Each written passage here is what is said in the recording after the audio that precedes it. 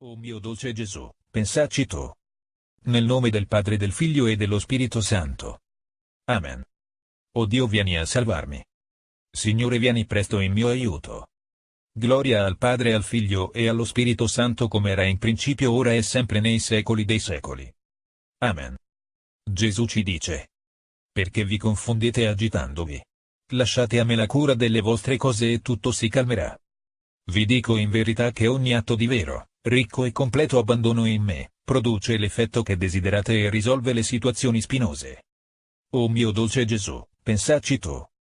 Abbandonarsi a me non significa arrovellarsi, sconvolgersi e disperarsi, volgendo poi a me una preghiera agitata perché io segua voi, e invece cambiare l'agitazione in preghiera. Abbandonarsi significa chiudere placidamente gli occhi dell'anima, stornare il pensiero dalla tribolazione e rimettersi a me perché io solo operi, dicendomi: pensaci tu. La preoccupazione, l'agitazione e il voler pensare alle conseguenze di un fatto è contro l'abbandono. O mio dolce Gesù, pensaci tu. Chiudete gli occhi e lasciatevi portare dalla corrente della mia grazia, chiudete gli occhi e lasciatemi lavorare, chiudete gli occhi e pensate al momento presente, stornando il pensiero dal futuro come da una tentazione. O mio dolce Gesù, pensaci tu. Riposate in me credendo alla mia bontà e vi giuro per il mio amore che, dicendomi: con queste disposizioni pensaci tu, io ci penso in pieno, vi consolo, vi libero, vi conduco. O mio dolce Gesù, pensaci tu. E quando debbo portarvi in una via diversa da quel che vedete voi, io vi addestro, vi porto nelle mie braccia, vi faccio trovare, come bimbi addormentati nelle braccia materne, dall'altra riva. Quello che vi sconvolge e vi fa male immenso è il vostro ragionamento, il vostro pensiero, il vostro assillo ed il volere ad ogni costo provvedere voi a ciò che vi affligge. O mio dolce Gesù, pensaci tu. Quante cose io opero quando l'anima, tanto nelle sue necessità spirituali quanto in quelle materiali, si volge a me dicendomi: pensaci tu, chiude gli occhi e riposa. O mio dolce Gesù, pensaci tu. Voi nel dolore pregate, perché io operi, ma in realtà voi pregate perché io operi come voi credete.